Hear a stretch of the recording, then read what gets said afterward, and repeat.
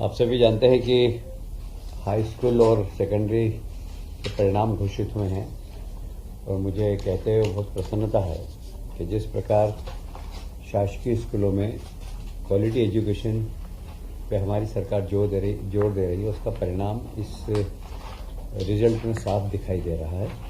High school में इस बार लगभग 9,36,225 विद्यार्थी शामिल हुए थे और 76.22 मतलब 22% नियमित परीक्षार्थी उत्तीर्ण हुए हैं, जिसमें गवर्नमेंट स्कूल का परीक्षाफल 77.59% और अशासकीय विद्यालयों का 74.20% रहा है। ये जो हमारी सरकार ने शासकीय विद्यालय में क्वालिटी एजुकेशन इस दिशा में जो काम किया, उसका परिणाम है कि शासकीय विद्यालयों में इस बार परिणाम काफ़ी अच्छा रहा है। और जैसे हमारे देश के प्रधानमंत्री हमेशा कहते हैं महिला सशक्तिकरण, तो यहाँ पर भी हमें साफ दिखाई दिया। प्रावीण्य सूची में सर्वाधिक अंक Kumari Pragya Jaiswal glorious public high school Singrauli द्वारा 500 में से 500 नंबर मिले। इस वर्ष नई शिक्षा नीति के अनुसार किसी भी विद्यार्थी को सप्लीमेंट्री नहीं दी गई, बल्कि नई शिक्षा नीति के अंतर्गत एक अवसर सभी परीक्षार्थियों को दिया जाएगा। जो पास हो गए वे भी यदि अपना परसेंटेज बढ़ाना चाहें, अपने आप को अपग्रेड करना चाहें, तो 1 महीने बाद परीक्षा दे सकते हैं। और जो पास नहीं हो सकें वे यदि पास होना चाहे तो 1 महीने का अवसर है। 17 जून के आसपास फिर से परीक्षा होगी और वो बैठ सकेंगे। ये नई शिक्षा नीति के अंतर्गत विद्यार्थियों को एक अवसर और दिया गया है।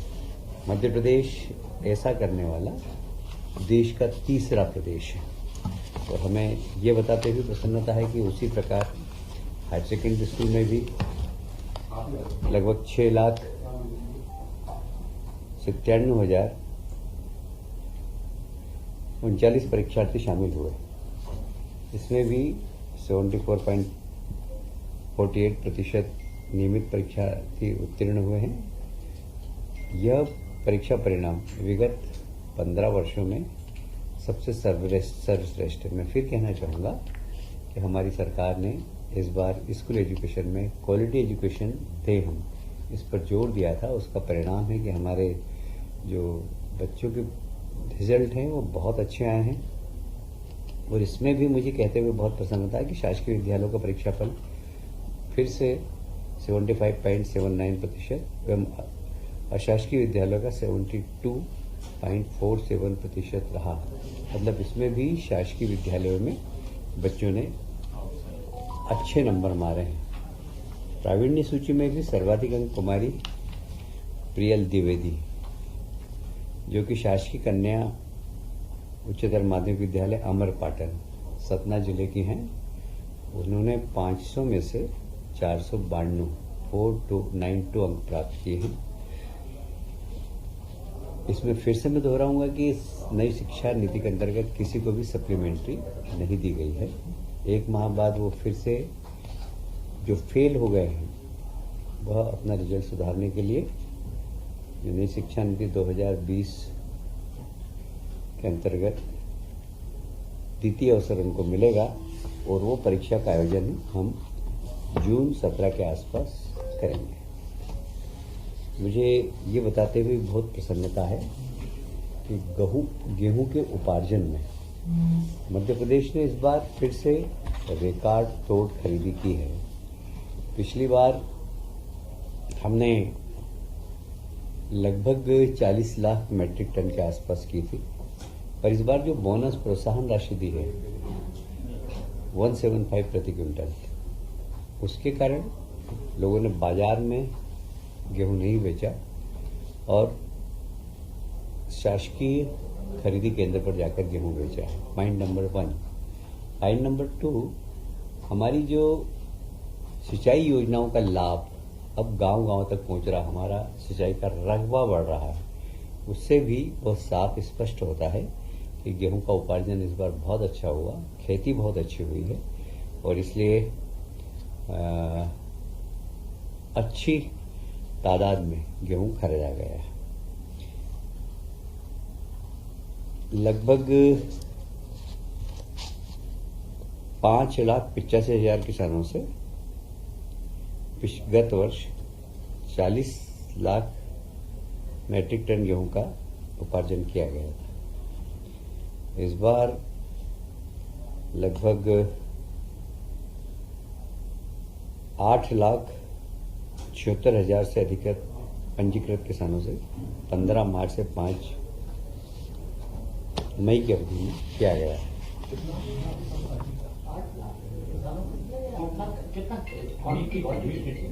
क्वांटिटी यह है 76 लाख मीट्रिक टन। पर ये 81 लाख है करीब करीब। आज रात का जो हमारे पास सूचना आई है वो 81 लाख के आसपास हो गया है, क्योंकि कलेक्टर्स ने कुछ लोगों की बुकिंग कर ली है और वो कल शाम तक का 76 लाख का था। रात को ये मैं कह सकता हूं कि जो कलेक्टर से रिपोर्ट आई है लगभग 81 संभावना है। अभी 5 दिन तक तुलाई होगी, क्योंकि जिन लोगों के रजिस्ट्रेशन हो गए तो वे लोग अब 5 दिन तक और तुलाई करेंगे। तो लगता है मुझे कि 85 लाख मीट्रिक टन के आसपास करीब करीब। हाँ, तो वो तो कट ऑफ ही है। 30 मई की रजिस्ट्रेशन थी और खरीदी तक 5 मई। 5 दिन और बढ़ा दी गई? 5 दिन नहीं बढ़ाई गई है। हमने जो जुलाई से बाकी रह गए उन लोगों का रजिस्ट्रेशन कर लिया और हम तोलेंगे आगे 5 दिन तक और। मतलब कोई किसान वंचित नहीं रह जाए, इसका उद्देश्य है। इसमें लगभग 16,472 करोड़ का भुगतान किया जा चुका है। अभी आपको मालूम होगा सीतामऊ में कृषि उद्योग समागम का आयोजन किया गया।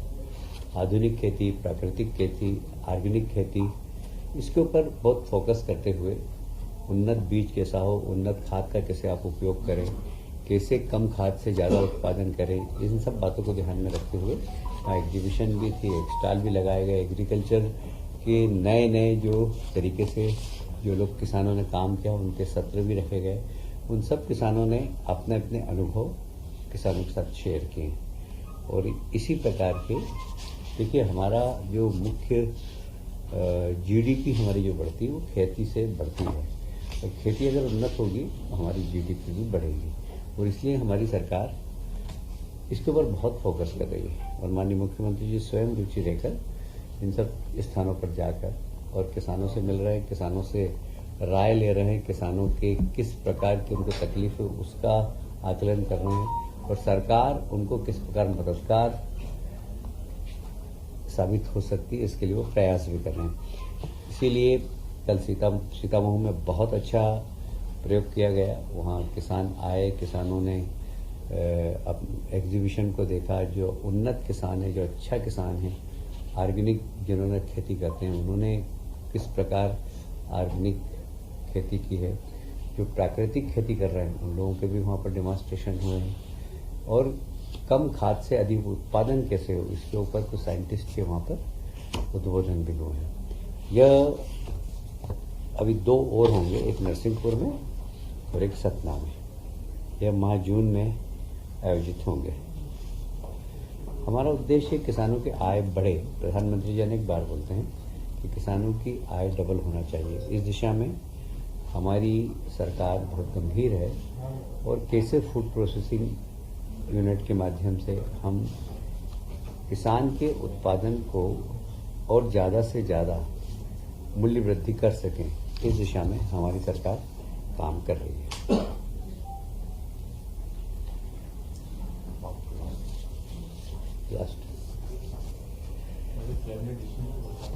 हाँ, पचमढ़ी अभ्यारण्य की सीमा जो थी उसमें बहुत सारी हमारी नजूल की भूमि भी थी। इसके ऊपर काफ़ी समय से केस चल रहा था। सुप्रीम कोर्ट से सरकार जीत गई है और जो राज्य शासन द्वारा वन्यजीव संरक्षण अधिनियम 1972 की धारा 18(1) के तहत इन सब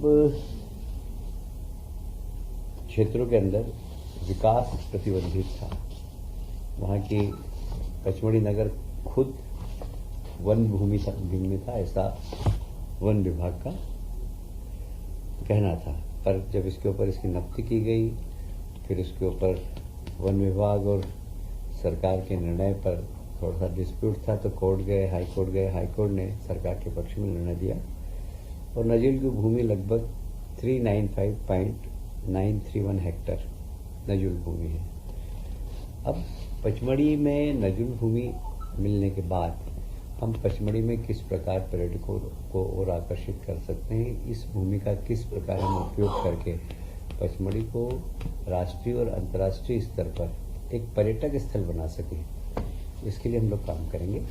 और मैं समझता हूँ कि एक बहुत बड़ी सरकार की सफलता है, एक बहुत बड़ी जमीन का हिस्सा हमें मिला है जहाँ पर बहुत विकास की संभावनाएं हैं।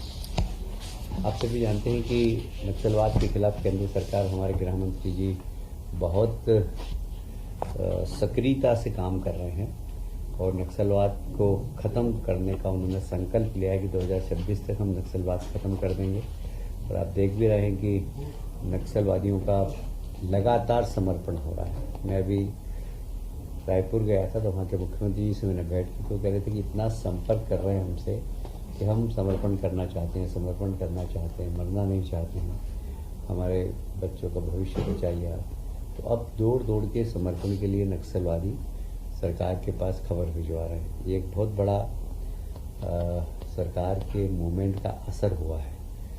तो पर एक संभावना ये भी है कि कुछ लोग हमारे प्रदेश में, क्योंकि हमारे प्रदेश में भी नक्सलवाद नहीं है, तो ये 3 जिले हैं जो हमारे बालाघाट, मंडला और डिंडोरी, इसमें उनका आवागमन है, इसकी सूचना हमारे पास है। तो हम वहाँ पर वहाँ के गांव वासियों के बीच में से ही 850 ऐसे कार्यकर्ता हम खड़े कर रहे हैं जो कि वहाँ पर सरकार के लिए काम करें, गांव में कोई नक्सलवादी का मूवमेंट नहीं हो, इसके लिए सरकार को इन्फॉर्मेशन दे। इस दिशा में आज कैबिनेट ने 850 पदों का सृजन किया 1 साल के लिए और प्रति कार्यकर्ता को 25,000 रुपये मानदेय दिया जाएगा। ये नक्सलवाद को प्रति माह, तो लगभग इसमें 25 करोड़ का खर्चा आएगा 1 साल का। आज कैबिनेट ने इसकी स्वीकृति प्रदान की। हमारे नवगठित जिले हैं मऊगंज, मैहर और पांडुर्ना। इसमें खाद्य नागरिक आपूर्ति और उपभोक्ता संरक्षण विभाग के ऑफिस नहीं थे, इनके कार्यालय स्थापित करने की स्वीकृति दी है। उसके साथ ही नापतोल हेतु गठित नए जिले निवाड़ी, मैहर और पांडुर्ना में भी अलग से नापतोल विभाग के लिए कार्यालय गठित किए जाएंगे।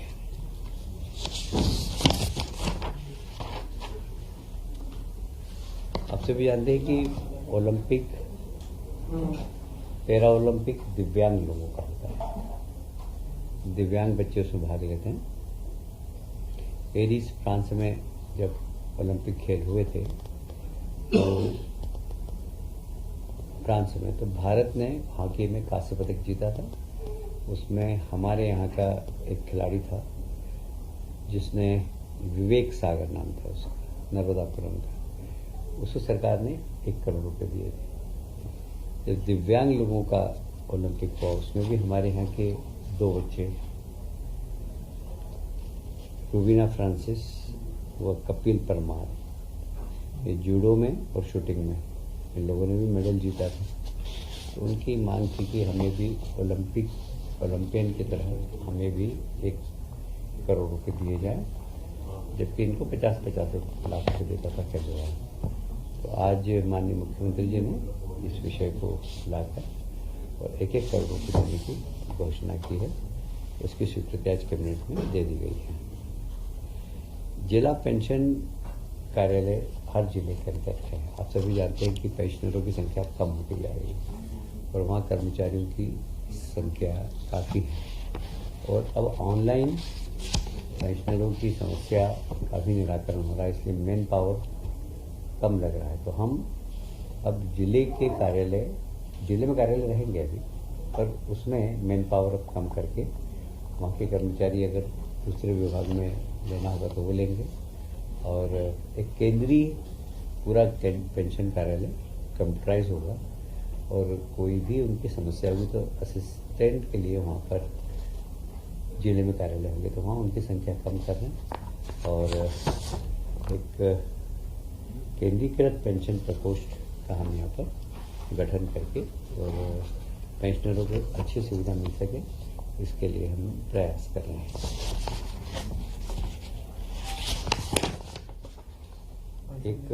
एक समाचार आप लोगों ने आज छापा ही है, हमारे गृह मंत्रालय ने कल मतलब 7 तारीख को मॉक ड्रिल करने का सारे देश में कुछ शहरों में निर्देश किया है। मध्य प्रदेश में भी 5 शहर, इंदौर, भोपाल, ग्वालियर, जबलपुर और सतना, ये 5 शहरों में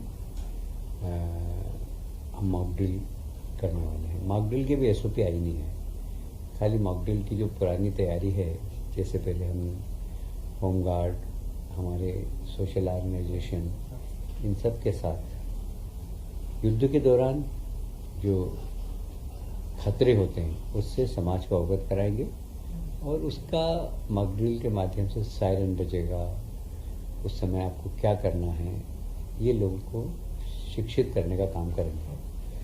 ये कल से प्रारंभ होगा। कल के लिए आज शाम को फिर से गृह मंत्रालय एक बैठक ले रहा है, उसमें एसओपी मिलेगी, उसमें किसकी भूमिका क्या होगी और क्या क्या हमें करना है, इसके बारे में मार्गदर्शन भारत सरकार का गृह मंत्रालय बैठक के माध्यम से शाम को देंगे, तो आपको शाम तक जानकारी मिल जाएगी। पर मॉक ड्रिल इन 5 नगरों में पहली बार प्रायोगिक रूप से होगा। वो सब अभी बताया ना, मैं भी सुबह से शाम नहीं, शाम को 4 बजे बाद होगा, जहां तक मेरी जानकारी है।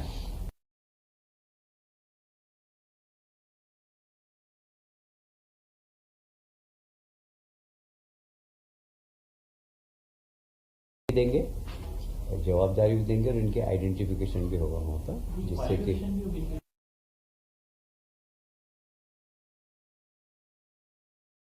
आज चर्चा नहीं हुई, पर सिर्फ 25,000 रुपये ये उसी गांव के होंगे। कोई आदिवासी में जरूरी नहीं, पर गांव में जो संख्या में जो व्यक्ति होगा उसी। अच्छा सर, एक क्वेश्चन था सर, लव जिहाद के बारे में काफी चल रहा है मध्य प्रदेश में, इसमें कोई डिस्कशन हुआ है कैबिनेट में? आज इस विषय में कोई बात नहीं, बाकी अनऑफिशियल रूप से हम लोगों ने चर्चा की है और ऐसा कोई विषय नहीं जिस पर बताया जाए, पर सरकार इस पर गंभीर है और कड़ी से कड़ी कार्रवाई की जाएगी। पंचमढ़ी को लेकर